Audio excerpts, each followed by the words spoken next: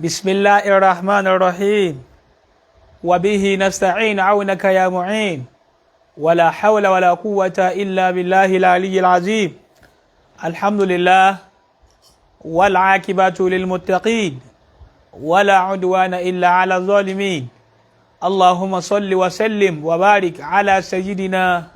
ومولانا محمد صلى الله عليه وسلم وعلى آله وأصحابه وسلم آمين adúpẹ́ lọ́dọ̀ Ọlọ́run alhamdulillah àlékún ìkẹ́ àti ìgẹ̀ mo bá ànábì Muhammad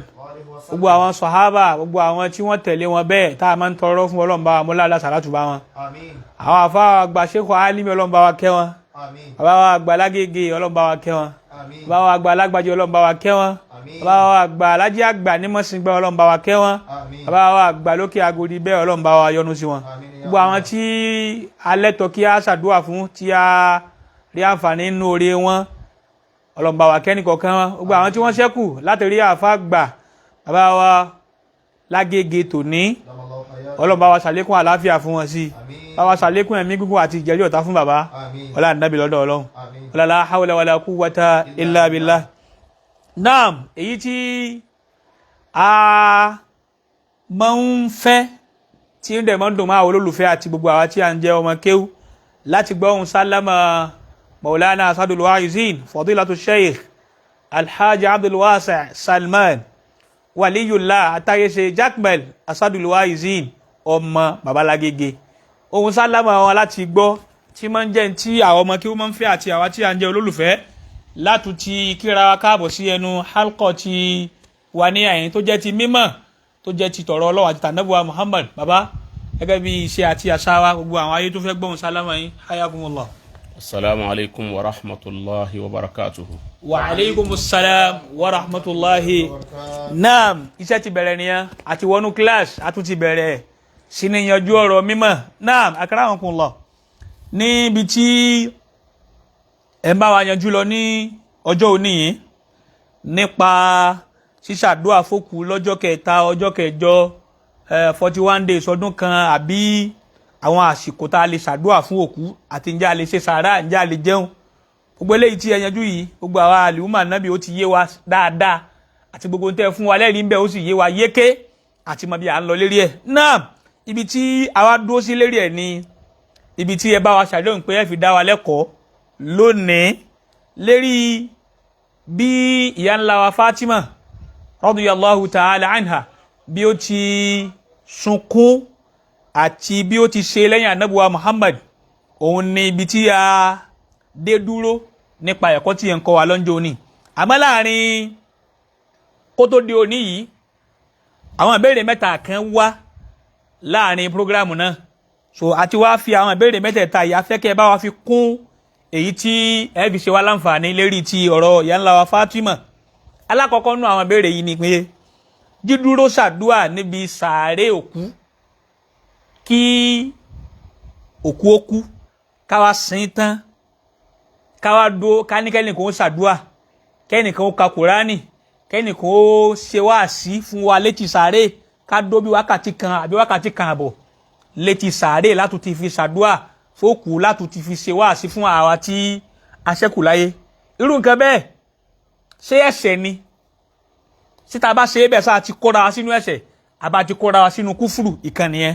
ẹlẹ́ẹ̀kejì ẹrú Ọlọ́run tí òun béèrè ìbéèrè yìí ó lẹ́gbẹ̀ẹ́ òun kan ó ṣaláìsí ìrìn àjò lòun wá ń bọ̀ wálé nígbà tí ó délé wọ́n ti káfà ní ẹ̀gbọ́n rẹ̀ tó ṣaláìsí wọ́n ti káfà ní ẹ̀ wọ́n ti gbé inú pósí nígbà tí ó débẹ̀ wá ní ẹ fún mi ń ṣẹ́jú kan sí kejì ẹ bá ń ṣí ojú ẹ̀gbọ́n òun tó ṣaláìsí wọ́n ṣí ojú òkú náà pẹ̀lú omi ojú tí fi ń sunkún ó pẹ́ẹ̀kì ẹ̀ ní ẹ̀gbẹ́ ẹlẹ́kẹ́ ní àyìn ó pẹ́ẹ̀kì ẹ̀ ní wájú erí fọ́ ẹ̀ dín bí pẹ̀lú omi ojú yẹn àwọn yẹn sáwà fà ní wọ́n fà kúrò níbi òkú náà àwọn nǹkan wọn sọ pé ǹtọ́ ṣe yá ọtí ṣe Ọlọ́run ọtí ṣe kínní ọtí ṣe gbá ó tún márò yìí lọ́wọ́ létí sàárè yẹn irú nǹkan bẹ́ẹ̀ lẹ́ẹ̀kejì bàbá só ti kó sínú ẹ̀ṣẹ̀ só ti kó sínú ẹbọ só ti kó sínú kèfèrí ẹlẹ́ẹ̀kẹta nìyẹn ẹlẹ́ẹ̀kẹrin bẹ́ẹ̀ ni kíkọ orin rìfà tàbí ọ̀rọ̀ ìdárò fún òkú bá ti máa ń ṣe bókú bá kú pé a ka Quran níbi ìjókòó lẹ́ẹ̀fìdáwò pé ó yá kẹ́nìkan ó dìde kó ó dárò òkú tó kú yìí àwọn nǹkan yìí ǹjẹ́ ó lẹ́tọ̀ọ́ ní Islam ṣé bẹ́ẹ̀ yẹn bá ṣé kò kó sínú ẹ̀ṣẹ̀ ṣé kò kó sínú kúfúrú akramakumullah eléyìí ni àwọn nǹkan mẹ́rẹ̀ẹ̀rin tí afẹ́kì ẹ bá wa yanjú mẹ́tẹ̀ẹ̀ta tó sáwọ̀ yìí kẹ bá wa yanjú ẹ̀ fún èyí tí a ti dá ẹ̀kọ́ dóńjó ní lérí ti aláwa Fatima bí ó ti kẹ́dùn anabuwa Muhammad sallallahu alayhi wa sallam ẹ̀yin jàmáà wa ẹ máa tẹ̀lé wa ẹ bá ti ń wọlé ẹ máa share ẹ máa tẹ love and like ọlọ́run san wá lẹ́san lórí hayakumullah. أعوذ بالله من الشيطان الرجيم بسم الله الرحمن الرحيم الحمد لله رب العالمين الرحمن الرحيم مالك يوم الدين اللهم صل على سيدنا محمد وعلى آله وصحابه وسلم آمين. akí gbogbo àwọn ọmọ ya wa mùsùlùmí ní gbogbo ayé tí a ti ń wò wá akí wa kí ọjọ́ Jímọ̀ tòní alekun wala jima alekun walbarka re atori olomasa mukanwa albarka la Muhammad rasulullah wala sallallahu alaihi wasallam bo wa pata olomo ba wa yo ba wa ki ju bayi lo àmín ki anu Ọlọ́hun àti kere atori re si ko ma bayin àmín albarka la woni Ọlọ́hun àmín la Muhammad rasulullah sallallahu alaihi wasallam àwọn àgbàlagbà tí a máa tọrọ fún láti baba wa Sheikh Alimi edere abawa nda salati afagba nsoro afagba ní pakata be wọ́n pọ̀ bá edere baba wa Laji Agba baba wa Sheikh Adam baba wa Lagbaji baba wa Gbargidoma àti gbogbo àwọn ẹni rẹ̀ bẹ́ẹ̀ baba Sheikh Yahya Murtada oke wọn kó ṣàánú wọn oke àwọn òkú ẹni kọ̀kan wa náà kí ó bá wa fún àwọn bàbá wa gbà bàbá mudirul markaz kọlọ́n bá wa fún wọn ní àlékún àlàáfíà sí àti ẹ̀mí gígùn kún yìí tó fún wa tí wọ́n fi jíṣẹ́ Ọlọ́run náà pẹ́ gbogbo ẹni ọba ṣe àmì Ọlọ́run ó ṣe bẹ́ẹ̀ fún wọn ní dáadáa ó jẹ́ bàbá ọmọ abẹ́lá àlàáfíà ní gbogbo ìgbà ní gbogbo àsìkò àìnáyà rẹ̀ wìkọ́yà rẹ̀ rìáyà rẹ̀ àti hìmáyà gbogbo ẹni kọ́lọ́run jẹ́ ọmọ abẹ́ pẹ̀lú bàbá fi kulli yawmin wa fi kulli awqat koloma shabawa sibe fún wa aki gbogbo ajama muslimi pé assalamu alaikum wa rahmatullahi wa barakatuh wa alaikum assalam wa rahmatullahi wa barakatuh bí aba apa ọ̀rọ̀ náà tin jọ ni àbí mo ala fẹ́ yanjú ẹ lónìí ká má tún sí má halko mi tí aba tí kì bá jásí wí pé Ọlọ́run bá ní ojú ọ̀nà mímọ́ ọ̀fẹ́ ó ti bá wọn àwọn èèyàn ọba ti gbé nǹkan kí nǹkan lé wa lọ́wọ́ Inshallah àwọn mí ń gbà o wọ́n bá ti lé fún wa báyìí wọ́n sì máa kó kí àwọn yìí wọn ní himar yahmil ashfara ọgbọ́ àwọn ni wọ́n dà gẹ́gẹ́ bí kẹ́tẹ́kẹ́tẹ́ tí wọ́n á gbé àwọn nǹkan arìn àjò bí gold bí nǹkan kan wọ́n gbé lé lérí tọ́já sí pé nǹkan rú kìíní kọ̀ mọ́ válù tí yọ́ ma ẹnu tó nǹkan mọ́ válù mẹ́rin pé yọ́ kàn máa ṣe fàárí pé ó rò pé òun lòun ní gold kò ní máa wípé nínú tí wọ́n gbé fún òun nǹkan mí bẹ́ẹ̀ tí ò wúlò wọ́n ti di mẹ́rù fún so alhamdulillah rabbil alamin wọ́n sọ́njú ní mo ní bẹ́yàn bá ní ta ń wí àmá kọ̀kọ́ wa ní èyí tó tuntun tó bá kọ́ wa gbà wọn láwá rí pé àṣẹ gbogbo ń tá gbé lọ́rọ̀ àjọ àṣẹ kò sí nǹkan kan bẹ́ẹ̀ ó ti wà àmá àti rẹ̀ nìkan tí ó pọ̀ wọn mú tuntun kan wá fún wa Masha Allah. náà àkọ́kọ́ ń bẹ̀ ni pé èyí tó kí ló ní ká dúró níbi sàárè tí wọ́n ba'da dafun àbí mubasharatan ba'da dafun wọ́n sin òkúta káwá dún bí sàárè bá ti máa ṣe èyí tá bá wọn bàbá wa bá ń gbà wọn òun ni wípé tí wọ́n bá sin òkúta lágbàlá wọ́n wá tẹ́ni síwájú ilé òkú tó kú wọ́n wá ṣàdúà ó ti yé báwọn torí kí náà fi ṣe bẹ́ẹ̀ dẹ̀ mọ̀ pé àgbàlagbà ni wọ́n ó ti yé báwọn arúgbó ni wọ́n wọn ò ní síhà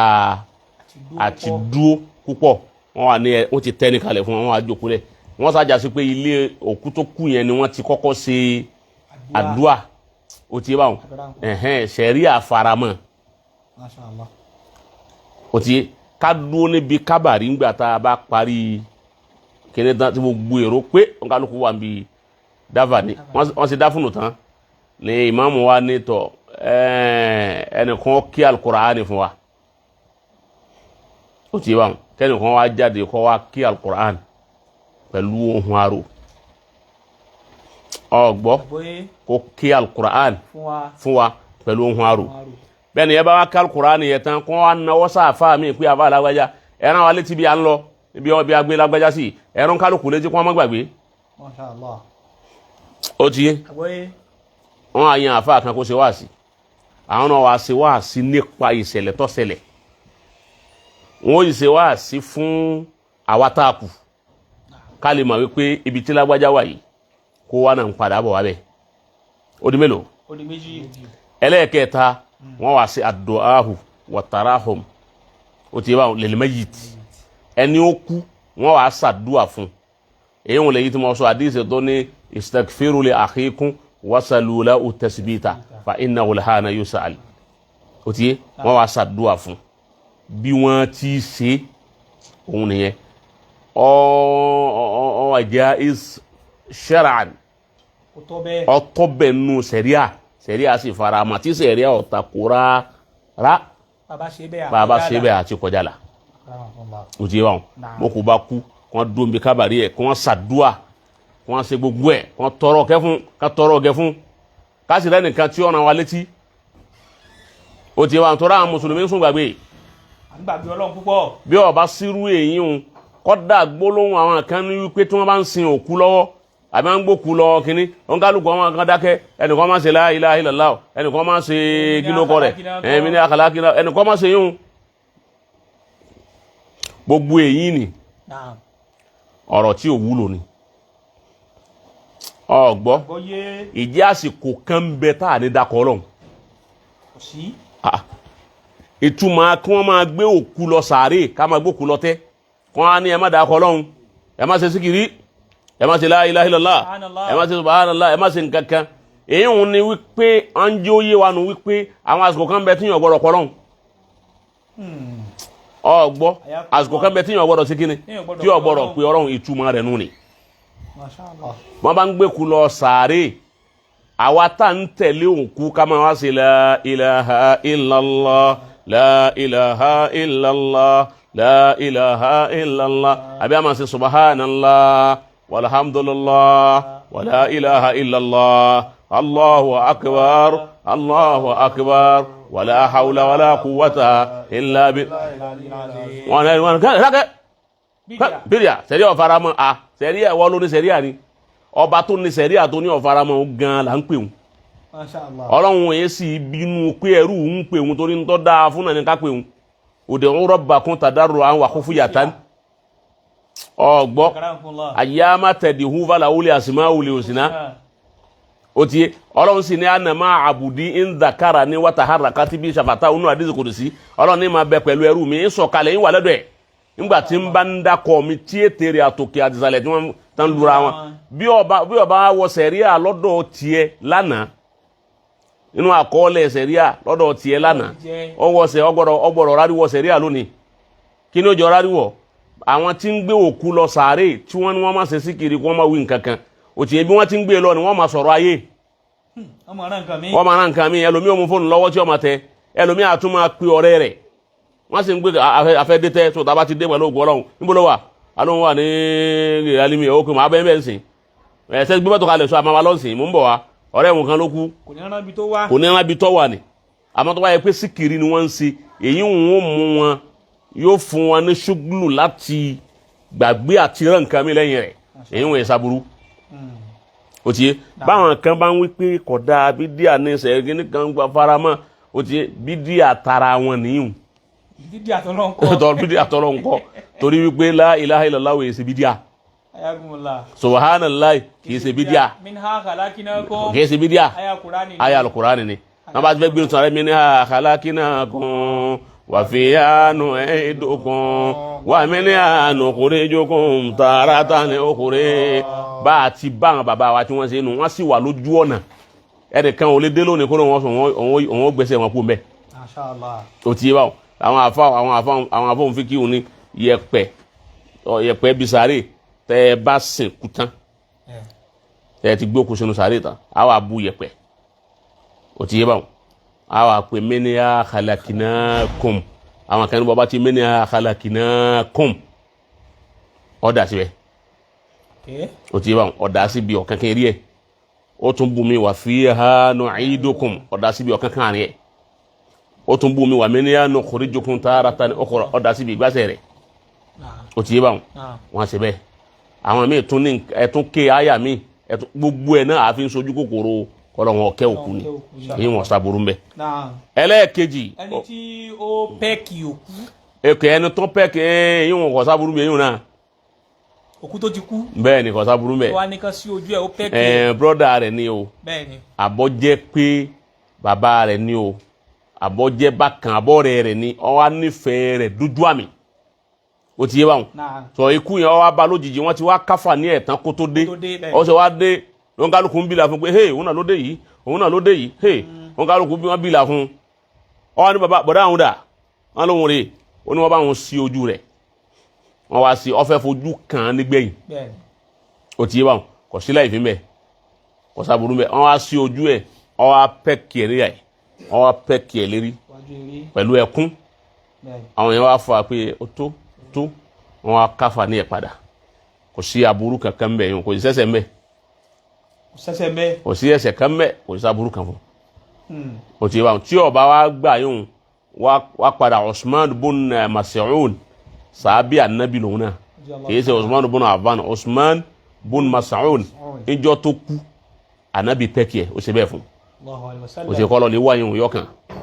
ẹ̀rí nù ó rí bẹ́ẹ̀ nínú àdìsí. àgàrà fún la ẹlẹ́kẹ̀ẹ́ta òun níbi tí a ti dé dúró níjó ní. sunsun ẹkún lérí òkú. tá ń pè lẹ́kún arò. ẹkún arò ní ẹ mọ banújẹ́ bàbá mi o ìyá mi o kíní kan o aláàánú mi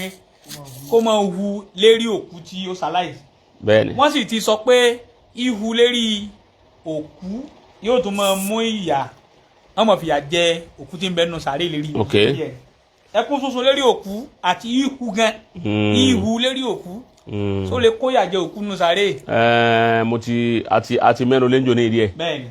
àmọ́ àníyá wàlbùkà ó ti bá wọn màánà kan náà ni albùkà wàníyá bí màánà wáhid so mùtàràdìfù ni wọn ó ti bá wọn náà àmọ́ níyà òun tún ní dùndún kan nú ó ní ohùn kan tó fi ju bùkáwù lọ wọ́n máa ní àwọn ọ̀rọ̀ ọgbọ́ níyàwó wọ́n máa ní àwọn ọ̀rọ̀ nínú a máa nínú gẹ́gẹ́ bí kí wọ́n ní ọlọ́run o bàbá wọn o wọ́n máa ní àwọn ohùn àrò ó ti máa pẹ̀lú omijé tọ́pọ̀ yóò sì máa ní àwọn ọ̀rọ̀ kọ̀ọ̀kan nú inú ọ̀rọ̀ òun ni wípé ta ló wá gbé bàbá àwọn lọ́lọ́ yìí ó ti bá wọn ẹni ta ló wá kù tí ó ṣe bí bàbá àwọn báyìí ta ló wá kù tí ó ṣe báyìí aláàánú òun lọ́lọ́ yìí ẹni tí ń tọ́jú òun lọ́lọ́ yìí ẹni tí ń ṣe gbá lọ́lọ́ yìí wọ́n á ní gbogbo àwọn kẹlímátì yẹn pé kẹlímátù kúfùrù ni ní ọmọ ní aláàánú òun rèé bàbá òun o ó sì wá fi òun lẹ̀ báyìí ó sì wá ṣe gbá báyìí gbangba báyìí bọ́ bá ti dá èèyàn nù ni jìbìlà àwọn èèyàn ni àdámọ́ èèyàn ni ọlọ́run kì í torí èyí òun fìyà jẹ òkú ọlọ́run ò lè torí èyí òun fìyà jẹ òkú òun ló jẹ́ nsọ́njọ́ ní wípé ìyálà wa Fatima tó jẹ́ ọmọ ànábì ànábì fẹ́ràn Fatima púpọ̀ Qasim ànábì fẹ́ràn Fatima púpọ̀ mọ́sọ́mi wá sí kan rí pé inú Fatima àti Khadija àti Aisha tala nabi nífẹ̀ẹ́ jù náà mẹ́tẹ̀ẹ̀ta kagbé mẹ́ta sírí àtẹ Fatima rè ìyá ńlá wa Khadija rè Aisha rẹ̀ ta la nabi nífẹ̀ẹ́ jù ta ló ní afdoliya hubbu wa nabi sallallahu alayhi wa sallam fi qalbi rasul ta lẹni ta nabi nífẹ̀ẹ́ jù tó kólé kan jù ó ti yé báwọn tá a bá fẹ́ sọ ní majalu ti ká tó ó ti yé báwọn á dàkọ Khadija torí pé Khadija tó jẹ́ nabi ó nífẹ̀ẹ́ Khadija yálà wa Aisha náà máa pa nabi nífẹ̀ẹ́ Khadija jù wọn lọ. Masha Allah. Ọgbọ́ torí Aisha ọba nabi ọba Khadija ńlẹ̀ Khadija ti kú tán kódà nabi ti fẹ́ Sauda ó ti yé báwọn ní Maka padà ó ti fẹ́ yàwó kan ní Maka padà táǹpẹ̀ ní Sauda lẹ́yìn ìgbà tí Khadija kú tán kó tó padà wá dé Madina kó tó pé Aisha kò kí masáfà yẹn jìnnà síra wọn tòun ti bẹ́ẹ̀ Khadija yẹn anabi ó ní ààyè ó ní yàrá kan nínú ọkàn anabi tilẹ̀kùn rẹ̀ tá anabi ò sì fẹ́ nìkan Allahu alayhi wa sallam ó ti yé báwọn ó ní amanatibi hina kavara biya nas ọgbọ́ wa anfaqatili ma laha wa nafsaha Allahu akbar ńgbà táwọn èèyàn ọgbà ń gbọ́ táwọn èèyàn ń pè wọn nírọ́ zọdà kọtini hina kadhabani ya nas wa amanatibi hina kafara biya nas ńgbà táwọn èèyàn ya ìmúre tí wọ́n ń ṣe kèfèrí sọ́lọ́hún ó ti gba ìmánì ó sì gbà ń gbọ́ ó gbà ń lódodo nígbà táwọn èèyàn ń pè wọn nírọ́ ó sì ná ọ̀nà gbogbo dúkìá rẹ̀ nafsaha malaha wa nafsaha àti ẹ̀mí rẹ̀ àtowó rẹ̀ ọ̀nà gbogbo ẹ̀ fún mi. ó ti yé wọn Khadija yẹn ó ní lásìkò tí ara ní ànábì tí nira mú àsìkò tí àwọn ọ̀tá ń fara ní Khadija òun ní ẹni torí tí ń fi lọ́kàn balẹ̀ àti Abu Talib wàhálà mo ti tírísì àwọn ọ̀rọ̀ wọn dáadáa ó jẹ́ ká ànábì ò gbé lọ́kàn. Ẹlẹ́ẹ̀kejì yàrá wa Aisha ànábì nífẹ̀ẹ́ rẹ̀ púpọ̀ torí wípé òun náà ní àwọn aspect ibi tí ọ̀dà sí pẹ̀lú ànábì Muhammad náà Fatima ọmọ rẹ̀ ó wá já sí pé ìfẹ́ méjì ní ànábì ní sí àkọ́kọ́ ìfẹ́ wípé ọmọ mi obìnrin ọgbọ́ ọmọ mi obìnrin òun náà sì ní àkọ́bí mi ọgbọ́ number one ẹlẹ́ẹ̀kejì ń bẹ ni wípé Fatima yẹn ó ní ààyè lọ́kàn ànábì lọ́tọ̀ tiẹ̀ Fatima láyé tiẹ̀ Khadija láyé tiẹ̀ Aisha ní ààyè tiẹ̀ ok ngbà tá ànábì wa ní Fatima ní natural love tí bàbá máa ń ní sí ọmọ rẹ̀ pàápàá jùlọ ọmọbìnrin ọgbọ́ ó níyàn sí ọ ẹsẹ̀ tí wọ́n transfer ìfẹ́ ti ìyá tó bí ó tún wá transfer rẹ̀ sára Fatima tí Fatima bá di dọ́bù làwọn afáàfin wa ní a izan Fatima ní àkọ́kọ́ ìfẹ́ lọ́dọ̀ ànábì nú ẹ̀mí rẹ̀ ó padà ju Khadija lọ ó padà ju ti Aisha lọ ipò ẹlẹ́ẹ̀kẹta ni yàrá wa Aisha wa lẹ́yìn ìfẹ́ Fatima lẹ́mí ànábì ìfẹ́ Khadija lọ́kàn lẹ́yìn rẹ̀ lọ́kàn ti yàrá wa Aisha bí wọ́n ti tónu ọgbọ́ lànàbí fi sọ Fatima wípé alátẹ̀rdínà àtẹ̀kúní sayyidata nisa'il alamin ṣé kò wù ọkọ jẹ́ pé wọ́n lọ jẹ́ nàbà wọn àánú gbogbo omi tí ń bẹ láyé ni aw sayyidata nisa'i hadhihi umma àbí kò jẹ́ ọ̀gá lóbìnrin fún gbogbo tí ń jẹ́ àlùmọ̀mí ànábì ó ti yé báwọn ẹnu ẹ̀yìn òun náà ó fi mọ̀ wípé ó nífẹ̀ẹ́ rẹ̀ ìfẹ́ tó wá ní sí tó bẹ́ẹ̀ tó fi ajá pé ànábì máa lọ lé Fatima ànábì máa lé hẹ́pù ẹ̀. Masha Allah. ànábì ó ti bá Fatima ó ti bá lọ èrè rí lójú ọlọ ẹbọn ọmọ tírìsì ní Zakiu. ànábì kí ẹ fún Fatima. ó kí ẹ fún tí Fatima wà nínú oyún tá ànábì wá débẹ̀ tó di pé ń lọ èrè tí Fatima wá ń sunkún ànábì ní kó kú omi ẹ̀kọ́ ẹ̀yìn tí ànábì wá gba ọlọ yóò máa lọ dé. orírú ẹ̀. Masha Allah. Ànábì máa lọ bẹ̀ yóò ànábì àyè tún lọ bẹ̀ àní bá ń kọ́ àwọn ọmọ mi jáde Hasan àti Hussein ni ànábì ọgbà àwọn méjì yọba wọn ṣeré yìí máa lọ lé ọkọ mẹ́. Masha Allah. wọ́n gbọ́ yẹ pé fámìlì kan náà ti gbogbo wọn. ànábì ó jókòó lẹ̀ yọ tọ́jú yọ gba àwọn ọmọ Hasan ó jókòó báyìí Hussein ó jókòó báyìí tá ànábì ó máa tọ́jú wọn kọ́dà ànábì tó bá fẹ́ ṣe náfìlà àwọn tíra ni ànábì àgbé kan sọ́wọ́ báyìí a sì gbé kan sọ́wọ́ báyìí tó bá fẹ́ rùkú yóò gbé wọn kalẹ̀ yóò rùkú yóò fèrè kalẹ̀ ọba tún dé padà yóò tún gbé wọn padà wobi tó nífẹ̀ẹ́ Fatima dé kọ̀gbọ́n kì í fẹ́ rómi lójú ẹ̀ ó ní Fatima bid'atun minni ó ní part of my body ó ní Fatima ó ti bá wọn is the part of my body ó ti bá wọn ọ wá ní yugo Fatima tí Fatima bá bínú sí èmi ó ń ṣe Ọlọ́run ó bínú sí ọba sunkún ìyá ọjẹ àwọn ọ̀nù sáré ìyá ọjẹ ọ̀nù sáré bó àti bàbá tó kú òkú tó kú sóhun ló ní kí ẹni tí ń sunkún ó sunkún lẹ́yìn ohun tó fi sí ẹsẹ̀ ẹkùn ni sí ọ̀dọ̀ rẹ̀ wà ní omijé ojú bá ti kàn ń jẹ́ nira fún ògùn kẹ́lìmà nìgan kẹ́lìmà kúfúrú ni kí wọ́n ní omi ojú náà máa kó ara ní èkó mélòó ló omi ojú ọ̀hún. bàkàrà àwọn kan la hadith yẹn hadith tó máa mú wá yẹn kọ́. mo ti sọ àdìsí ń jò ní halkọ ti Tuesday tá a ṣe mo ti ní àní Aisha sọ pé àdìsí ń wẹ̀ àdìsí ọkọ òun kọ́ lọ sọ bẹ́ẹ̀ Ànábì kọ́ lọ sọ pé ìyàwó Ànábì kọ́ ló wí bẹ́ẹ̀ wọ́n hún sá Ànábì lẹ́nu ni wọ́n hún sá Ànábì lẹ́nu ni Ànábì ò ní tá a bá sunkún òkú ó jìyà nù sàré Ànábì ò ní wí bẹ́ẹ̀ Ànábì ò tiẹ̀ ní sọrú èyí hun Ànábì ò wí bẹ́ẹ̀ wọ́n hún sí lẹ́nu ni. sallallahu alaihi wasallam. naam wá bá mi lọ kí n tètè lọ torí kí a máa fi pẹ́ lórí àwọn òdúwò yìí ọ̀rọ̀ àpẹẹlẹ ilé ọkọ̀ ẹ̀yọ̀ kan àyè bẹ́ẹ̀ kọ́ èyí tí yàrá wa Aisha yàrá wa Fatima nígbà tá Nabi Muhammad kú torí pé bá Nabi ti kú ọgbọ́n kálukú eléyìí ń wọlé ń kírun tọ̀ ń wọlé ń kírun wọn ọgbà Nabi jáde káwọn èèyàn wá tó lọ wíì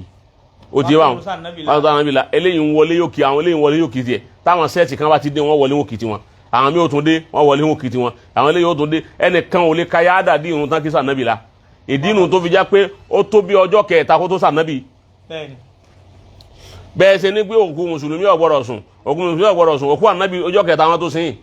bẹ́ẹ̀ni Allahu alaihi wasallam. nǹkan méjì ní alákọ̀ọ́kọ́ nítorí irun àwọn èèyàn tí ń kírun pọ̀ ẹlẹ́ẹ̀kejì wọ́n fòkú ànábì ilẹ̀ ní tí wọ́n kọ́ ọ́n ní pé bó láṣẹ múlé lọ́wọ́. Masha Allah. ó ti bàbá òròpó ní ìsìlámù nǹkan yìí tí ó ti ìdààmú bá wọn òrójútu ara wọn. Allahu alaihi wasallam. ọgbọ́n wọn ò ṣe kíni. wọn òrójútu ara wọn. wọn òrójútu ara wọn kó wá kàn kírun àwọn eléyìí ń kírun mo gbọ́rọ̀ kan ní òní ẹnìkan bí mi wípé òun gbọ́ tí wọ́n ń pé wọ́n bá fẹ́ kírun sókù la wípé àwọn kan kọjú òkú yẹn èrò ti pọ̀jù àwọn kan wá kọjú sí gábàsì wọ́n wò bọ́kọ́ yìí àwọn kan wá kọjú láti yàyí wọ́n kọjú sí ibi sọ́dọ̀ tiwọn wọ́n kọjú síra wọn wọ́n á gbé òkú sáàrin àwọn kan kọjú sí gábàsì àwọn kan kọjú sí ibi tí òòrùn ti ń wọ̀ àwọn kọjú gábàsì wọ́n kọjú sí àwọn tán kọjú gábàsì ni lára èrò púpọ̀ ni wípé tó àwọn tí wọ́n kọjú sí àwọn èrò ni ó ti bá wọn pé ìrun kí sókù làwọn ìrun wọn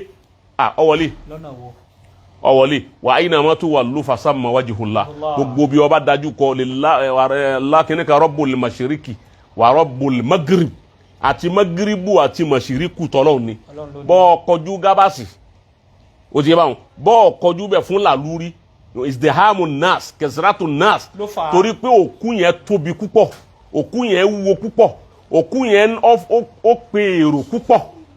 ó ti yẹ máa izdihamu yìí ò ní jẹ́ kí àwọn èèyàn máa wí pé ẹlòmíì gan ọjà ní máa pe gábàsì kó ń kọjú sí. Wallahi lazim lára ìbànújẹ́ tí ń bẹ lára kó wá. lára ìbànújẹ́ tí ń bẹ lára kó wá kọ́dà bí wọn bá gbàgbé fẹ́ kírun sókù la tẹ ẹ wá tí ìbànújẹ́ òjì ẹ rántí gbókù gábàsì tẹ ẹ wá kọjú ẹ báyìí tí gbogbo yín kọjú sí magiribi tẹ ẹ kọjú sí mọ̀síríkì tẹ ẹ ti wá kírun tẹ ẹ ní dànù padà àyè tó dáyún padà mọ́ pé ìmáàmù máa kọjú gábàsì wọn ni ọyà tún sáfútó àyè tún sáfútó mọ́ ibi ọkọjú sí wọn Ọlọ́run ló ní ibi tá a kọjú tẹ́lẹ̀ òun náà Ọlọ́run ló ṣe kíni òun ló ní gbogbo yín wọn kò sí pírọ́blẹ̀mù mẹ́. àmọ́ eléyìí tí Fatima wá ṣe nígbà tí wọ́n wá sin ànábì tán. ishtadda huzna Fatimata Zahra. ìbànújẹ́ rẹ̀ husnu Fatimata Zahra. ìbànújẹ́ rẹ̀ wá lágbára púpọ̀. wa a'zama buka'uha. ẹkún Fatima wá tóbi látara pé bàbá rẹ̀ kú. wa kana huznuha. eléyìí ni a fi sọ fún àwọn ọmọ ìyá wa àwọn èèyàn wa wípé èsè ẹ̀dẹ̀ ẹ̀mọ níwọ̀n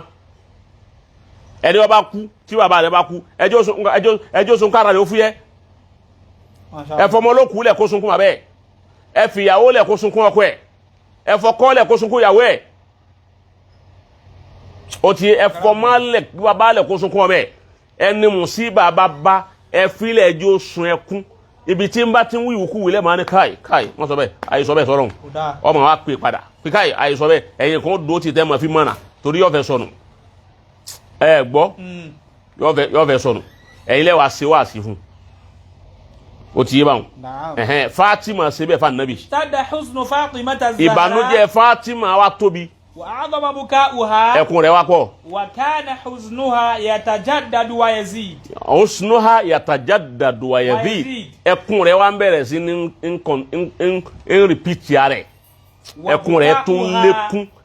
lékún kò dákẹ́ ẹkún wa bukauha yashtaddu ẹkún rẹ̀ yẹn bẹ̀rẹ̀ sí ń lágbára sí fajalasat sab'ata ayyamin la'ani ẹwọn kan fajalasa sab'ata ayyamin la'ani sab'ata ayyam jalasati sab'ata ayyam ó wá jókòó ní ọjọ́ méje ní Fatima wà nulẹ̀ tó jókòó tó bẹ̀rẹ̀ tin kígbe àrù wala yaskunu minha alhanin la yaskunu min alhanin ìnira àti kígbe ìnira tó mú látara kú bàbá rẹ̀ kò farabalẹ̀ lára rẹ̀ wa kullu yawmin gbogbo ojoojúmọ́ ayé kana bukauha akthara min al-yawm alladhi qablahu ẹ bá sunkún wákàtí kan lónìí wákàtí 5 ní ẹ̀sùn tọ́lá kò sí ọjọ́ kan tí Fatima wà máa sunkún falamma kana al-yawm ath-thamin gbà tó di ọjọ́ kẹjọ wọn gbọ́ al-yawm ath-thamin gbà tó di ọjọ́ kẹjọ tí wọ́n sin Ànábì abdat ma katamat min al-huzni ìbànújẹ́ tí ń gbé pamọ́ tẹ́lẹ̀ tí ó fẹ́ káwọn èèyàn mọ̀ gbà tó wá pé ojoojúmọ́ ní ìbànújẹ́ wọn lékún ìbànújẹ́ wọn wá gbà mọ́ kò gbà fún mọ́ ó wá fẹ́ kan gbé ìbànújẹ́ wọn hàn gbogbo ayé fi wá rí wípé nǹkan ṣe falam tatiq sabran kò ní agbára láti ṣe nǹkan lam tatiq sabran kò lágbára láti gbé mára mọ́ id kharajat wa sarakhat ó wá jáde kó nulé ó wá bẹ̀rẹ̀ sí kígbe wa dajja an-nasu bil buka ìgbà tí ń kíbò sí pé nǹkan lẹ́yìn ìjọ mẹ́jọ nù wọn rí bàbá mi wọn nǹkan ṣe wọn o bó ti bẹ̀rẹ̀ sí kígbe bẹ́ẹ̀ tí ń kíbò sí bàbá rẹ̀ wa dajja an-nasu hawlahu bil buka àwọn obìnrin gbogbo àwọn yẹn wá ń jáde nulé eléyìí tó tilẹ̀ kò mọ́rí wọ́n ta ni wọ́n ní yálà Fatima ní ó kálukú wa ń bá a sun ẹkún Fatima ń sunkún pẹ̀lú gbé gbogbo ará Madina wa ń jáde wọ́n bá a sunkún ìpè káì wọ́n nìkan kí nǹkan ṣe ọ̀sà wa náà. fatabadarati niswa gbogbo àwọn obìnrin jáde. wa atfa'atil masabiha. nǹkan alẹ́ sì ni alẹ́ ló bẹ jáde bẹ́ẹ̀ wa atfa'atil almasabiha masabiha ni ó jẹ́ mafulu ni ó jẹ́ atfa'atil masabiha asfahatil niswa almasabiha àwọn obìnrin wá jáde wọ́n á bẹ̀rẹ̀ sí pa àwọn àtùpà àwọn tí wọ́n tàn kí ló bá tán yín pa àtùpà torí gbé ẹlòmí òróró dáadáa ẹlòmí ọ̀ràn tí borí ẹlòmí ò sì dá lẹ́kún wọ́n á bẹ̀rẹ̀ sí ní sun ẹkún bẹ́ẹ̀ lérí ikú Ànábì lìkéyìlá tatabayyanu wujuhun kí ojú àwọn tí ń sunkún ọmọ bàkà àwọn ọmọ bàdí wọn pé alágbájá àwọn náà ń sunkún. kana sayyidatu Fatima ìyá wa Fatima tunadi watandab abaha tunadi watandabu abaha ó bẹ̀rẹ̀ sí ní kíbò sí gbé ìwà ń sunkún bàbá rẹ̀ ìwà ń pe bàbá rẹ̀ lẹ́ẹ̀mẹ́wàá ìwà ń pe wá abutahu bàbá mi o wá sọfìyàhù ẹ̀wọ̀n kan ayomi wá muhammadahu muhammadu wa abal qasim wa rabi al aramil ẹni tí ń tọ́jú opó wọ́tọ̀ ń tọ́jú opó wọ́tọ̀ ń tọ́jú ọmọ òrukàn bàbá onínúure bàbá mi ta ni ó tún wá kú báyìí tí ó ṣe bàbá àwọn báyìí níjọ́ lòun ó tún rí èèyàn tí ó dúró bàbá àwọn ṣe dúró pẹ̀lú òun bá Ànábì ṣe dúró pẹ̀lú òun Fatima ń sunkún Ànábì bẹ́ẹ̀. man lil qiblati wal musalla. man lil qibla wal musalla àwọn olókùn tí wọ́n máa kírun wọ́n máa dájú kọ gábàsì mà ìjà wọn tí ó dájú kọ gábàsì ọ̀hún ìjọ wọn lè ṣe bí bàbá mi ti ṣe ìjà wọn tí ó dúró lẹ́yìn rẹ̀ tí wọ́n láwọn ó gbé ìsìlámù lọ́wọ́ ìjà wọn lè rí ṣe bí bàbá mi ìsìlámù ló gbé kalẹ̀ yìí ta lókùn tí ó gbé Fatima bẹ̀rẹ̀ sí ní sunkún. thumma aqbalat ta'atharat fi adiyaliha. ọwọ́ ẹ̀wọ̀n kan ta'azuru. aqbalat ta'athuru fi adiyaliha. aqbalat ta'azuru azarati ta'azuru. aqbalat ta'athuru fi adiyaliha. ọwọ́ bẹ̀rẹ̀ sí ní ọ̀hún kan akiba ta'azuru fi adiyaliha ọwọ́ bẹ̀rẹ̀ aṣọ ń bẹ̀rẹ̀ sí tẹ aṣọ rẹ̀ mọ́lẹ̀ ọgbọ́ gbogbo aṣọ rẹ̀ tó balẹ̀ ni ó bẹ̀rẹ̀ sí tẹ̀ mọ́lẹ̀ bẹ́ẹ̀ ni kó aṣọ òun mọ́ ebutu bẹ́ẹ̀. وهي لا تبصر شيئا من عبرتها. kódà kò rí àpẹẹrẹ kan wípé bóyá aṣọ òun mú eku àbí òun mú eku. ومن تواتر دمعتها. nígbà tí omi ojú rẹ̀ wá bẹ̀rẹ̀ sí pọ̀ tí ò jẹ́ orí nǹkan kan mọ́. حتى دنت من قبر أبيها. ọwọ́ ẹ̀wọ̀n kan ọwọ́ súnmọ́ bí sàárè bàbá rẹ̀ ó kù nílé ẹ̀wọ̀n kan bẹ́ẹ̀ ni ń kóra mọ́ yẹ̀pẹ̀ bẹ́ẹ̀ ni gbogbo aṣọ rẹ̀ ń yí yẹ̀pẹ̀ káì pẹ̀lú ẹkún táwọn yẹn wá ní ẹ ṣe sùúrù náà ni gbogbo wa náà ló dùn gbogbo wa ní nǹkan bọ́mọ́ lọ́wọ́ a lè ríru ànábì mà wọ́n máa sàn àwọn kálukú sáà ń bá sunkún bẹ́ẹ̀ àwọn yẹn wá ń tẹ̀lé bẹ́ẹ̀ fa ó fi wá débi sàárè ànábì. فلما نظرت إلى الحجرة. nígbà tó débi tí wọ́n sin ànábì sí. وقع طرفها على المعذية أغمى عليها. ẹ̀wọ̀n gan ó wo bí tí wọ́n sin ànábì sí أغمى عليها bó ṣe dákun ó wá dákun bí kábàdé ànábì. فتبادرت النسوة. àwọn obìnrin wa ń sáré wípé ẹ bá wa wá omi ha Fatima ti dákú wọ́n wá ń dami lé lérí níbi kábàdì wọ́n bá ń dami sí lára wọ́n ń dami sí lẹ́gbẹ̀ẹ́ wọ́n ń dami sí lẹ́sẹ̀. حتى أفاقت. ó wá jí padà ẹ̀wọ̀n kan ìbànújẹ́ òun tún kọjá ọgbọ́ ó sun ẹkún yẹn kò ní stress mọ́ ó ti yé wa number one. ẹlẹ́ẹ̀kejì mbẹ́ ni wípé ìgbà tó fojú kan kábàárì bàbá rẹ̀ mọ́ bàbá rẹ̀ sí ìgbà kó lọ́tọ́ láti jẹ ẹjọ́ kò fojú kan ó wá jáde kó nílé kó òun fẹ́ dé bọ́tí àwọn ọ̀hún ó wá débẹ̀ nígbà orí ó ti yé àwọn àfáà ni ó wá bu yẹ̀pẹ̀ kábàárì ànábì báyìí. وهي تقول. máa gbọ́ ó bu yẹ̀pẹ̀ rẹ̀ ó wá gbóòórùn yẹ̀pẹ̀ rẹ̀ ó smell àbí ó smell yẹ̀pẹ̀ rẹ̀ ó ti yé báwọn ó wá dákú bó ṣe dákú wọ́n dami sí la ó wá jí padà. فقامت. ń gbọ́ dìde. وهي تقول. ìwà ń pé. رفعت قوتي. رفعت قوتي. رفعت قوتي. agbára àwọn tán ẹ wo nǹkan agbára tán omi tán lẹ́yìn ẹja o.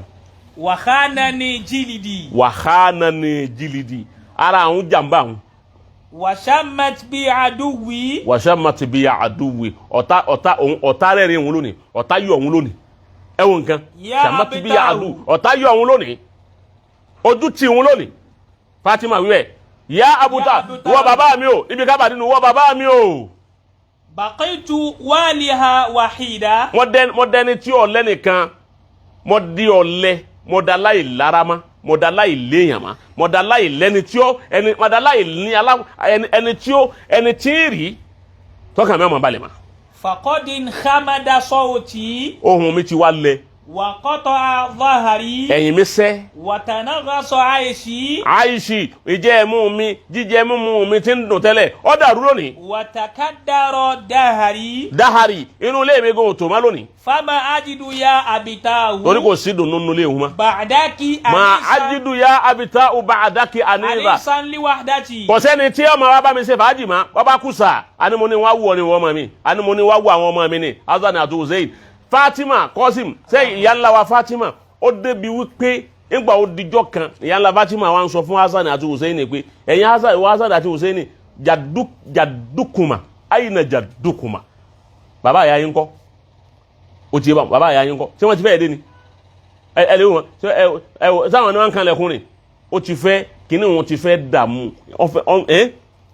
ó fọwọ́ kan lẹ́mìí. sáfíìsì ò ṣe má dáadáa kí ló pé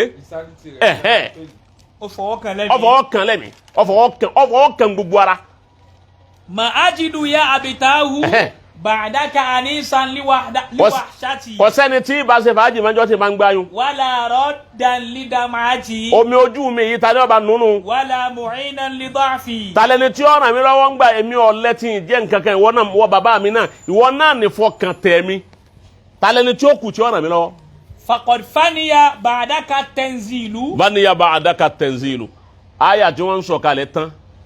wa mahabatu jibril. ibi àyè tí Jibrilu sọ̀kalẹ̀ sí ọ̀tán. wa mahallu Mikail. ibi Mikailu sọ̀kalẹ̀ sí ọ̀dọ̀ rẹ̀ náà ni wọ́n wá mọ́. wá yóò wá mọ́ nù ni. Jibrilu tó wá mọ́. Mikailu náà ta ló kù tí ó wà bá. nígbà tí yẹn bá ní ilé dá. kò sẹ́nìkan mọ́. انقلبت بعدك يا أبتاء الأسباب. asbab gbogbo asbabu téèyàn pé okùnfà yìí la fi dé yàn gbogbo ẹ gé wa taghallaqa dunil abwab. ó bolẹ̀kùn kó wá máa tilẹ̀kùn nísìn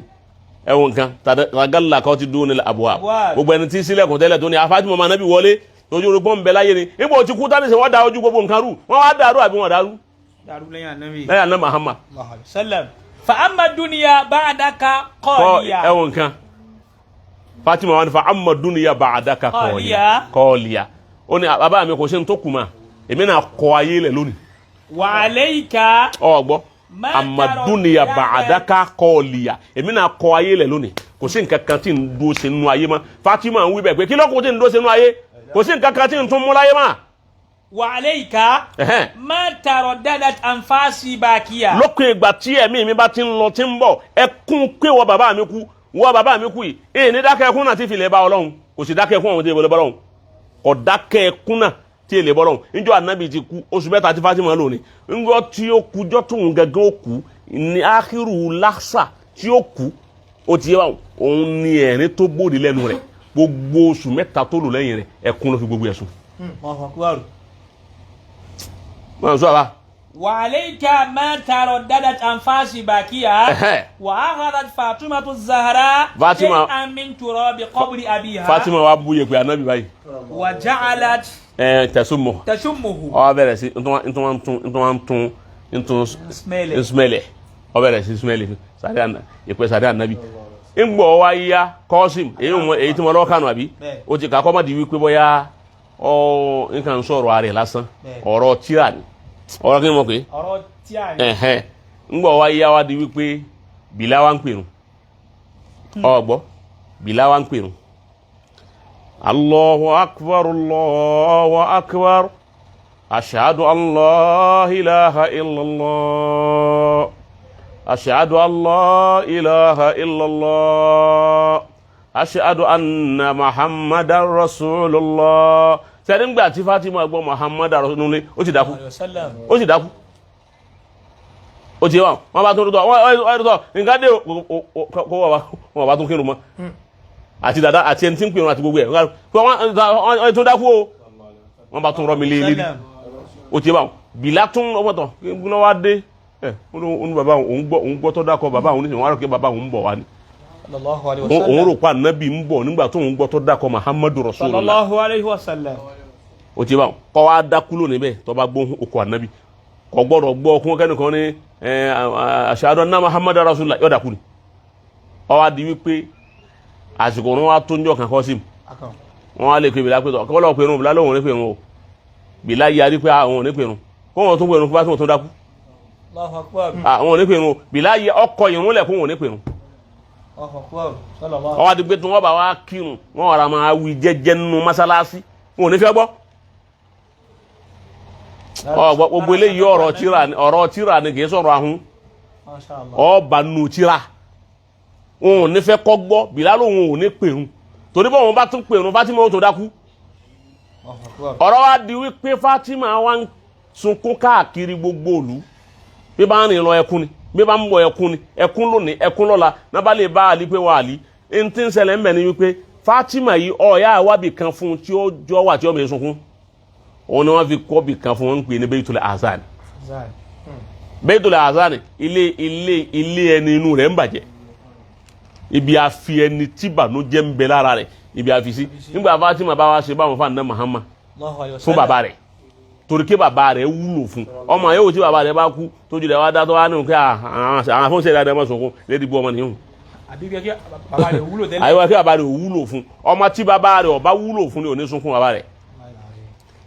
bàbá tí ò wúlò fún ọmọ tẹ́lẹ̀ tó yẹ pé bóyá ó ti bá tiẹ̀ lọ látàárọ̀ ó ti mọ̀mú kú mu ti ń dojú tí ọmọ ládùúgbò wọn ni wàá gbé bàbá rẹ̀ lé ọtí ó tún wá lè gbé bàbá bíláàdì mo sọ fún yín gẹ́gẹ́ ẹ̀ dáa fún yàrá yàrá bẹ́ẹ̀ ni irú èyí ń tọ́ bá kú ọmọ wa bọ́ sí pé alhamdulillah alhamdulillah alhamdulillah ẹ̀yà àfá yóò àfọwọ́ pẹ́lẹ̀ àfá owó àníyàn wà mẹ́ owó ọpẹ́ ni àníyàn wà mẹ́ àníyàn tó sì wà mẹ́ pé mo dúpẹ́ ọ̀rọ̀ náà tọ́lọ́run ti mú bàbá sọ̀rọ̀ àmọ́ bàbá tó wúlò láyé bí irú bàbá Sheikh Muhyiddin Bello kìí sọ ọmọ nìkan náà ọmọ nìkan kó wúlò fún òkú ọmọ nìkan kọ́ òkú gbogbo ayé ni kìí sọ òkú Ìbàdàn tó rọ̀ kí Ìbàdàn lónìí ni Haúsá ní ń bẹ Yíbò ní ń bẹ Yorùbá ní ń bẹ Lárúbáwá ní ń bẹ Gárà ní ń bẹ Tógò ní ń bẹ Fúlàní ní ń bẹ Tápà ní ń bẹ Ògòbí ní ń bẹ Bàrùbá ní ń bẹ kò sẹ́ni tí ò ní òkú ni irú èyí wọn kì í kú kéèyàn ní káwọn kéèyàn ẹ má sunkún ẹ má sunkún mọ́ àbí ẹ má ṣàdúrà ẹ má ṣe bó ni wọ́n má ṣe wọ́n ṣe ìfẹ́ tí àwọn èèyàn ní sí òní jẹ́ wọ́n gbọ́ yìí tí wọ́n ń wíwù ọgbọ́ torí wípé èèyàn kékeré kọ́ ọ̀rọ̀ Sheikh Muhyiddin Bello wọn èèyàn gbọ́dọ̀ máa rántí rẹ̀ madal ayami wàdáhàr madadahar wal ayam ó ti yé báwọn ó kú ọ̀rọ̀ pé àná tiẹ̀ lọ́dún bàbá náà wà nínú ẹni tọ́já sí pé bí ojúmọ́ ayé bá máa gbọ́dọ̀ sọ̀rọ̀ ẹ̀ ó sì ṣe débẹ̀ ó ṣe wàhálà débẹ̀ ó yanjú nǹkan débẹ̀ ó ṣiṣẹ́ fẹ́sìn débẹ̀ tó yẹ pé irú rẹ̀ yọ kàn ní bàdílù rẹ̀ ò sí ma sílù rẹ̀ ò sí ma kọ́dà ọlọ́wọ̀n lè fún wa ń ròyìn wọn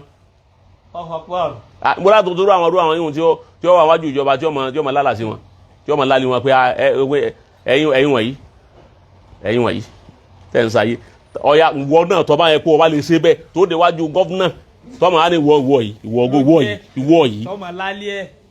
àbí wájú àwọn ọba lọ́wọ́ ní ẹ̀yin náà gbogbo ẹ̀yin ọba yìí yóò sọ ọ bẹ́ẹ̀ in tó yìí fi ń sọ ni pé retí ikú tó dóhun náà ti múra lẹ́kùn lẹ́kùn ọ̀wá kú ó fi wá lò tó 84 years bẹ́ẹ̀ tí nǹkan ọmọ pé àmì nìyún ni. náà alájọ ní márùn. ee. ní pé àwọn á fi ọlọ́pàá gbé wọn. ìgbà wọn ni ó dà pé kìnìún wà ní Èkó gbà ní. ok. wọn ni wọn á fi ọlọ́pàá gbé wọn. àwọn ọlọ́pàá tá à ń béèrè ọ̀rọ̀ lọ́wọ́ wọn. ok. ok. mo lè wá mú mi yìí o. mo ní ní sí part 2 rẹ̀ tẹ́lẹ̀ ní àmọ́ part 2 ń bọ̀ ẹ wàá gbọ́. wíríwírí ọ̀rọ̀ tọ̀ ẹ wọ nǹkan àwọn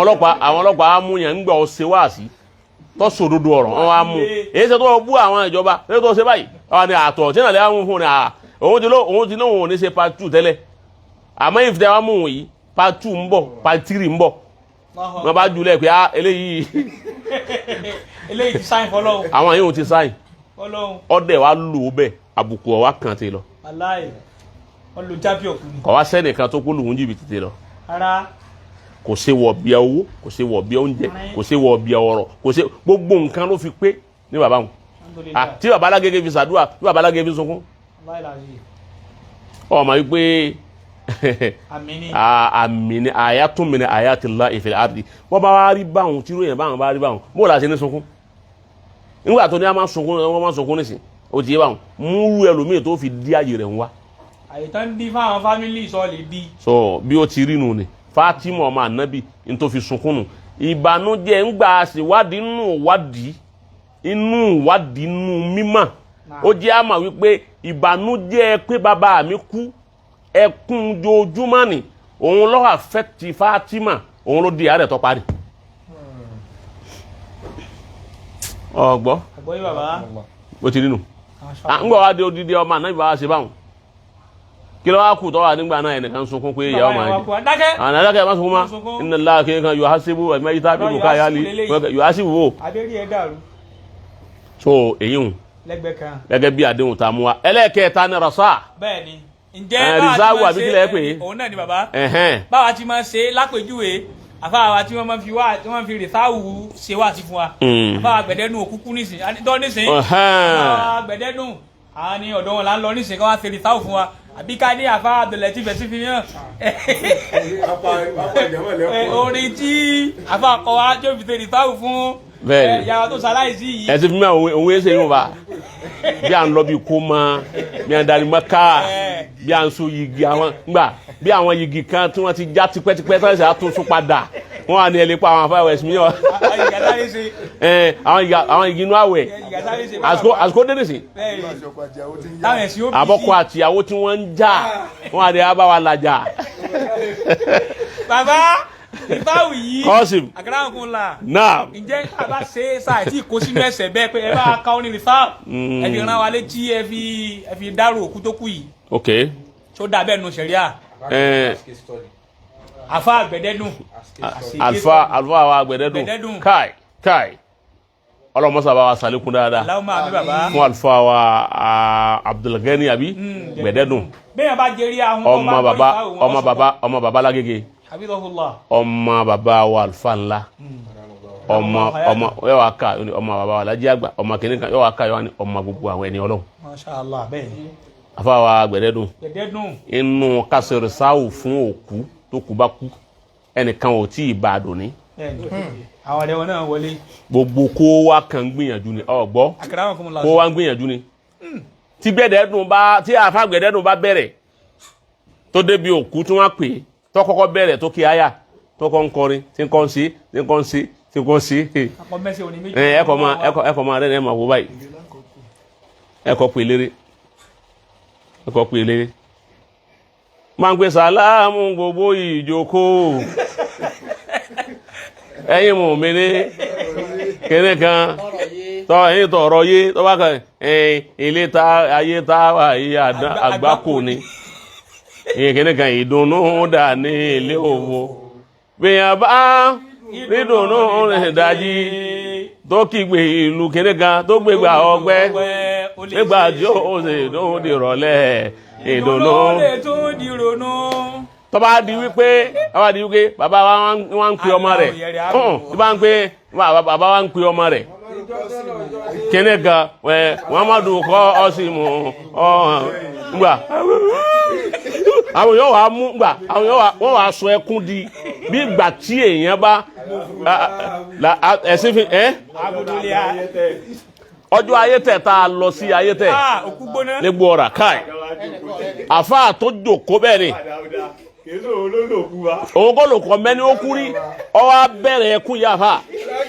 mo á ní Dáúdà tá a mú wa láti lé àwa láṣẹ wá sí i Dáúdà ló ti sunkún lọ yìí sẹ́ẹ̀rí gbogbo orú èyí wà fà gbogbo orú èyí ọ̀dà ọ̀gbọ́ gbogbo orú eléyìí wò dà ntọ́jú ọ̀dà ni wípé yóò máa mú àwọn tó kù rántí wípé káì wá sí ni àmọ́ ohun àrò ni wọ́n fi ń wí ohun àrò wọ́n fi ń wí ni yóò máa mú kálukú ọ̀dà nígbà wọn bá ní kú wọn má ṣerú èyí òun bí fìdáwù ẹ̀yìn kó gbé díje sí wọ́n fi díje sí náà. bí fìdáwù. àwọn tí ó jó tí wọ́n polówó wọ́n tún máa gbé òkú jó wọ́n máa ṣe báyìí fòkú wọ́n tún gbé séjìká wọ́n máa ṣe báyìí wọ́n èjó wọ́n wá rẹ́ nìkan wọ́n ń pàwọ́ ń dẹ́rù kú bàwọ́ kó o lè tún sẹ̀ rẹ̀ sí kí ló burú bẹ́ẹ̀ ọwọ́ sẹ̀rí àdáadáa. naam Hassan ọmọ Sábìtì gbàtà nábì kú ń pé ń bọ̀ Hassan ọmọ Sábìtì yẹn ànábì láìkẹ́ o ànábì fọ́ fún ó ń sọ Ọlọ́run fọ́ fún gan kò tí ì wọnú ìsìlámù tó ànábì tì nífẹ̀ẹ́ rẹ̀ àṣé èèyàn lè nífẹ̀ẹ́ olórin kírísítẹ́nì dáadáa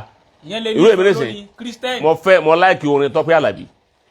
láti dáadáa mo sì láìkì Tọ́pẹ́ Àlàbí Tọ́pẹ́ Àlàbí yẹn tó máa ń kọrin káì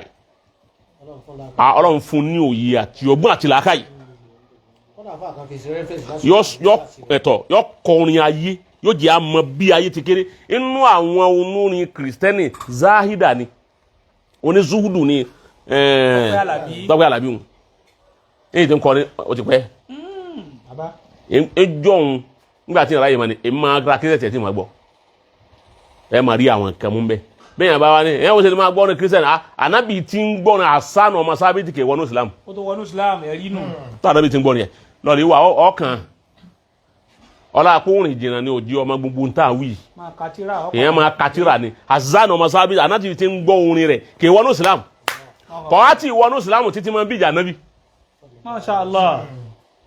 àmọ́ kò ní bú ẹbọ àwọn tó bá bú ànábì yọkàn fún wọn lésì ni pé lóòótọ́ àjọ wa ni o bọ́ọ̀sì ẹ sáré gbà yẹ má dọ́dọ̀ ẹ̀ ànábì máa wá sàdúrà làdúrà ànábì wá gbà pé Allahumma ayyidihu bi ruhil qudus àdúrà àwọn ànábì máa ṣe fún Hassan ọmọ Sábìtì Islam fi wá wúlò fi wúlò mùsùlùmí gbogbo ẹ̀ lọ́wọ́ àánú àkọọ́lẹ̀ gbàtà ànábì wá kú ńgbà tó wá di pé ànábì wá di mùsùlùmí tán ṣe máa pé ànábì kan máa gbọ́ orin ẹni àyíbẹ̀kọ́ tó bá sì bá ànábì bú àwọn kèfèrí ànábì ò ní tọ́ kì í sara wa mọ́ Ọlọ́run ní ó fẹ́ wa ni ìbí náà sì fẹ́ràn ànábì náà sì fẹ́ràn rẹ̀ ńgbà wá di mùsùlùmí ànábì fẹ́ kan wá ní ẹfun ní àyè kan ó ní mímbàrí ó láyè kan lẹ́gbẹ̀ẹ́ mọ́sálásí ànábì ẹ̀wà ẹfun láyè tiẹ̀ náà tí n bá fẹ́ ṣe kútúbà yín máa gbé mímbàrí azan tó bá fẹ́ fi orin ṣe sítí fún wa ó ti wá kó náà máa gbé bẹ́ẹ̀ ni tẹnika táwọn Kùrẹ́ṣì bá bú ànábì tí wọ́n sọ̀rọ̀ sí náà fọ̀rọ̀ náà sẹ́sì ànábì azan dáwọn náà wà ń tọ̀ ọ̀yá gbé bẹ́ẹ̀ ni dáwọn lóhùn òun náà wà gbé mímbàrí káì pé bá ná Muhammad ṣe ànábì náà kọrin o ànábì náà mọ orin kọ o àmọ́ tí ó já ànábì ọmọ akọrin òun ni wípé Ọlọ́run sọ pé ma huwa bi qawli sha'iri torí wípé àwọn èèyàn ń pe alukuran lórin lọ́nà já ànábì ọ̀fẹ́ kan máa kọ orin àmọ́ kéékèèké kan akọsẹ̀bà nínú àwọn èyí tá ànábì kọ ó wà nù àkọọ́lẹ̀ àṣà nìyẹn jọ́ta ànábì wá kú òun ni wá ń pé لقد غيبوا حلما وعلما ورحمة لقد غيبوا علما وحلما ورحمة الله فرا لا يواسد لقد غيبوا حلما azani ni sùúrù ni wọ́n gbé sínú lẹ́lẹ̀ wọn òpin sùúrù ẹni tí wọ́n gbà tí ò ní gbà yẹn padà ẹni tí wọ́n kọlù tí ò ní kọlù yẹn padà ẹni tí wọ́n lẹ̀ lóko tí ò ní lẹ̀ padà ọgbọ́ òun ni wọ́n gbé bọnú sàárì ni wà ìlímà òpin ìmà òun náà wà nù sàárì o àánú òun ní bẹ́ẹ̀ nù sàárì o àṣìyàtà aláwọ̀ fara dára látúwà láyùwà àzàdù wọ́n gbé bọnú ẹ̀ ní àṣìyà nírọ̀lẹ́ wọ́n wá gbé bọnú rẹ̀ wọ́n da yẹ̀pẹ̀ bò lérí ìwọ̀n bẹ́ẹ̀ tí ò ní bí kú mẹ́. wàráhù bí húsínì. wàráhù bí húsínì. lẹ́yìnsà bí múnàbí ọ̀hún bí húsínì ẹ̀wọ̀n nǹkan gbogbo wọn wá dẹni tí ń jí láàárọ̀ wọn bá ti ń jí báyìí ìbànújẹ́ ni tí wọn bá ti fẹ́ sùn ìbànújẹ́ ni tí wọn bá ti fẹ́ jẹun ìbànújẹ́ ni gbogbo Madina wá dàrú gbogbo Maka gbogbo ẹ̀ gbogbo àgbáńlá ayé gbogbo ẹ̀ wá kò sẹ́tùmá. lè ṣàfihàn múnábì yòhàn. torí pé ọ̀sán nábì lára wọn máa. àkọ́dí wa anátìmílì ọmọ zuhuru wà dùn. wà anátìmílì ọmọ zuhuru ẹ̀yìn kó wa láì jẹ́ pé èèyàn lo èèyàn jẹjẹkújẹ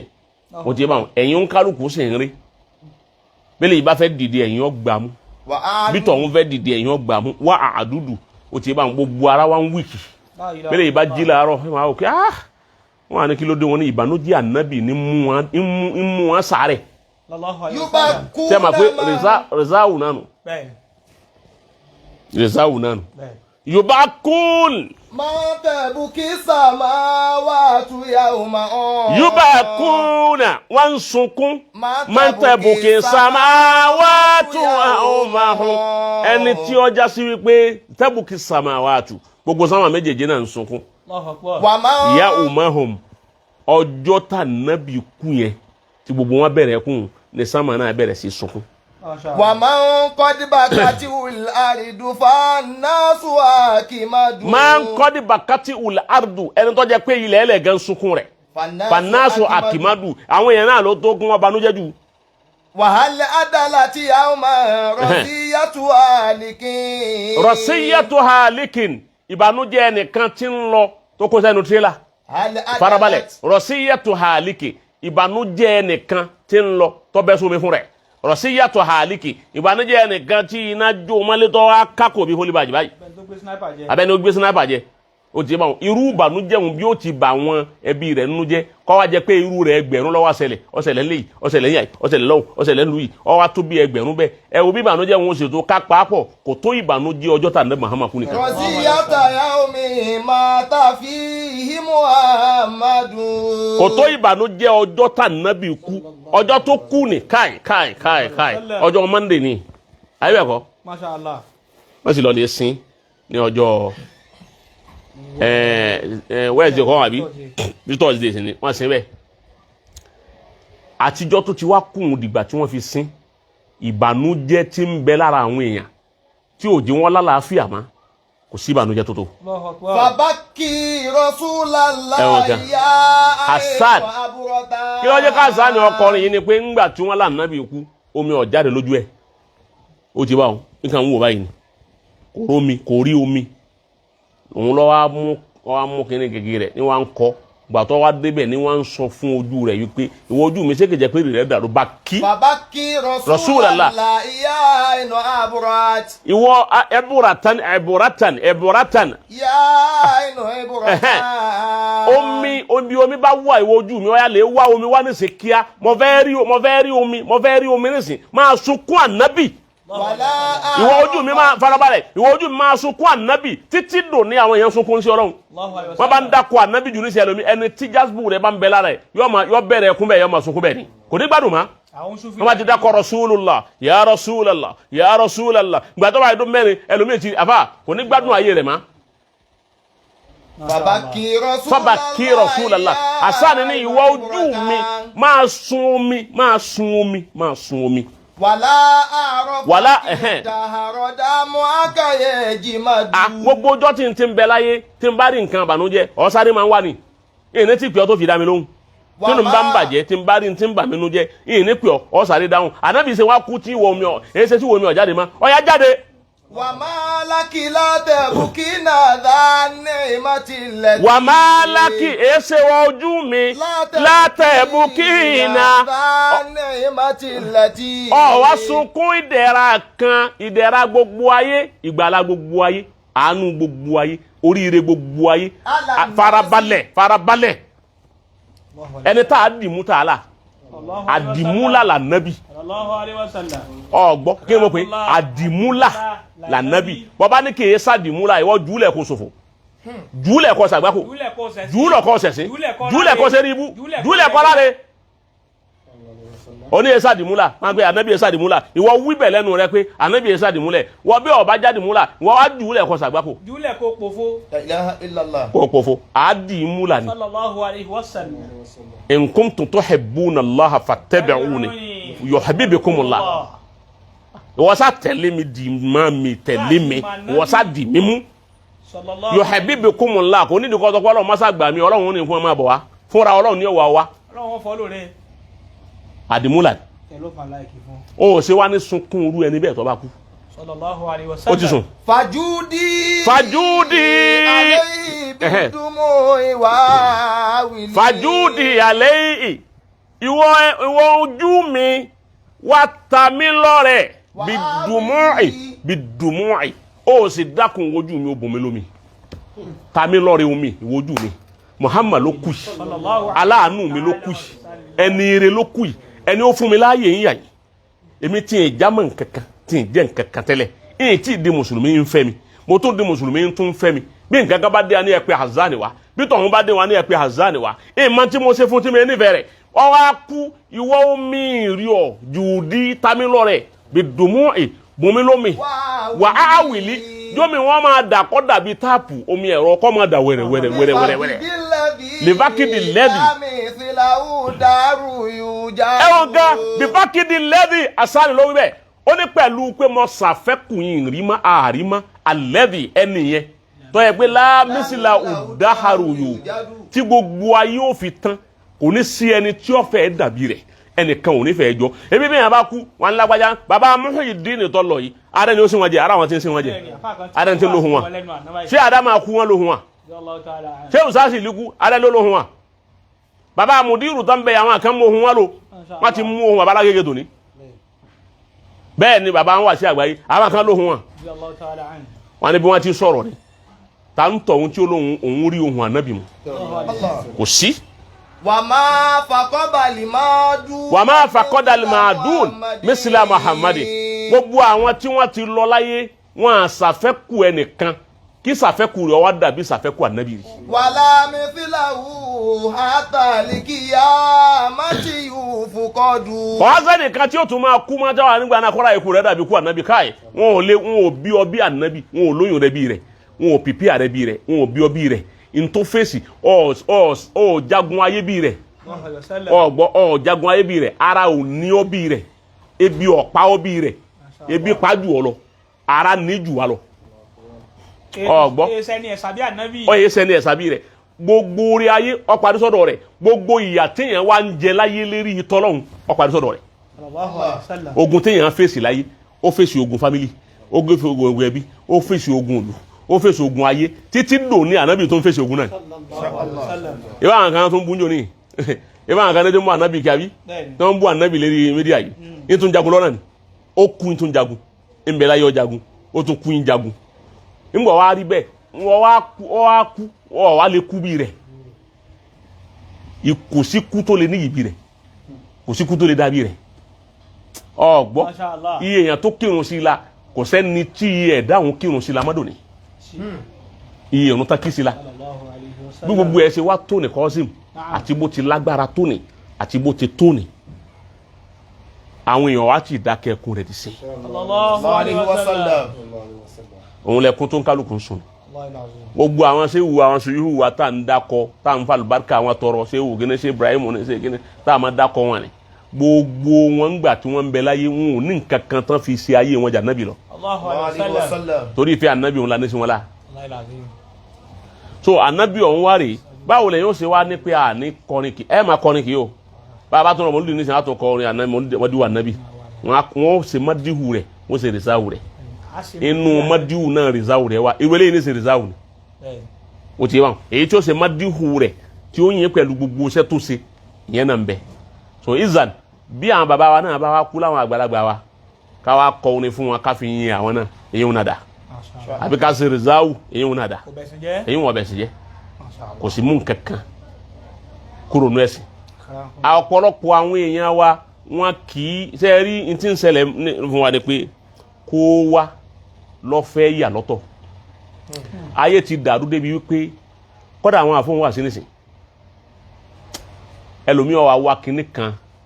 yọkàn wá ọ̀rọ̀ kan ìsọkúsọ kan yọ pé àwọn èèyàn láì pé nǹkan tó fẹ́ sọ ó ọmọ ó ti bá kó tó sọ ó wà baseless ó wà meaningless bẹ́ẹ̀ni yóò wá mọ̀ package yóò wá package yóò wá wí kinní òun ni àwọn yóò fi máa wò pé wọ́n àrò pé bẹ́ẹ̀ ń takò ẹ̀ nǹkan takò ẹ̀sìn ọmọ pé n tó ń wí wọn lọ ọgbọ́ irú ẹ̀ ni kéèyàn ó wí pé bí èèyàn bá ń kírun jímọ̀ tí wọ́n ń kírun jímọ̀ lọ́wọ́ tó ń ṣe wútúbà ẹnìkan wá ń tù ó ti báwọn àtẹni tí ń tù àtẹni tó bá wọ́n wọ̀ náà ṣe gbọ́dọ̀ wọ̀rọ̀ tí ó ṣe gbọ́dọ̀ múlá káyìwá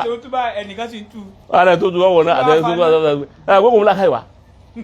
but wọ́n kàn sọ pé wọ́n ní lágbájá sọ báyìí ọgbọ́ lágbájá ṣe kíni lágbájá sọ báyìí àbíkẹ́ lómi ní ẹni tó wá jímọ̀ yìí tó wẹ̀ ńlé tó wá para o kò nírun ẹ máa gbọ́ oríṣiríṣi àwọn tíra alágbárí àwọn tíra tí ò sínú àkọọ́lẹ̀ tó ń kálukú ọkàn máa wí tán báyìí ti gbé ilẹ̀ fáwọn èèyàn wa àwọn náà ṣe kíni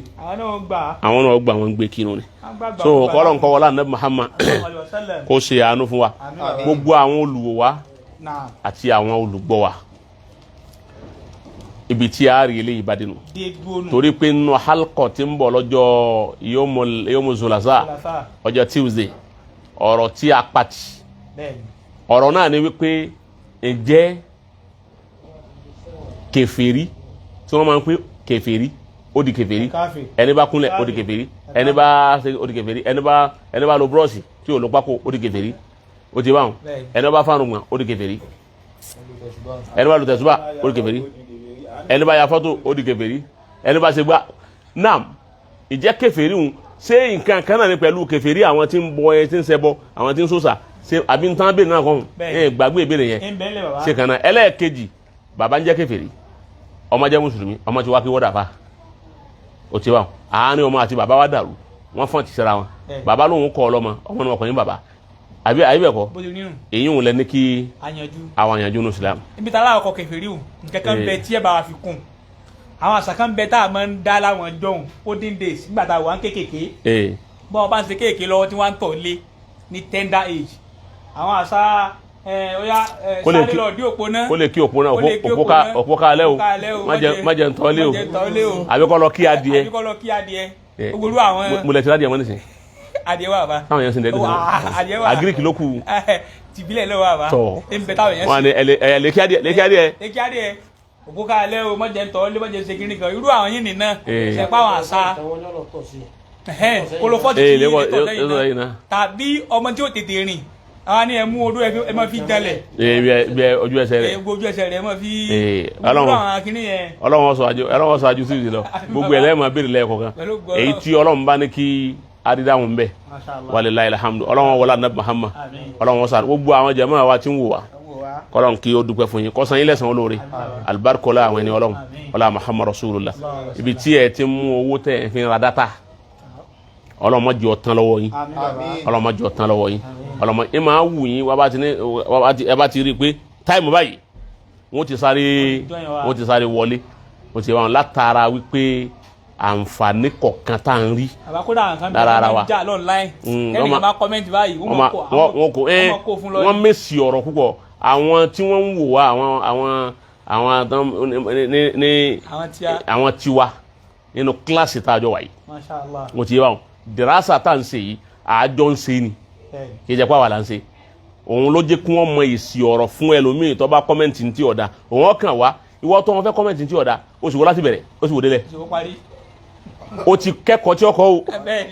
ó ti máa ọ̀wá ní rọ́bìsì ó yìí ti kẹ́kọ̀ọ́ irú àwọn yìí wọn aláìmoore ni wọ́n pẹ̀lú wọn ọkẹ́kọ̀ọ́ ó ti máa ó sì tún rọ́bìsì kótókótó oníwìnsì àwọn tó ń náà wá wípé ẹgbẹ́ bàbá rẹ̀ wá kọ́ wá sọ ìtura wọ́n mọ èsì tí ó ní agbára wọ́n ti dáàdì rẹ̀ dà ọlọ́run san gbogbo ilé ẹ̀sán olóore ní gbogbo àyè tó ń kálukú wa àti gbogbo olùta wa wala Muhammad rasulullah ọgbẹ́ alfa ọlọ́run san ilé ẹ̀sán olóore alibarikola àwọn ẹni ọlọ́run ní fi yín lẹ̀ o yóò gbàdúrà gbogbo yín yóò fún yín lálùbáríkà sí yóò ṣe àánú rẹ̀ fún yín jù báyìí lọ yóò gbé yín ga yóò ṣe yín láàfà àtọ́lọ́run ولا محمد رسول الله ولا صلى الله عليه وسلم الصلاة والسلام عليك يا رسول الله الصلاة والسلام عليك يا نبي الله الصلاة والسلام عليك يا أكرم خلق الله ألف ألف الصلاة والسلام أبدا دائما عليك وعلى أصحابك أجمعين سبحان من لم يعلم قدره غيره ولا يبلغ الواصفون صفته سبحان ربك رب العزة أما يصفون والسلام على المرسلين والحمد لله رب العالمين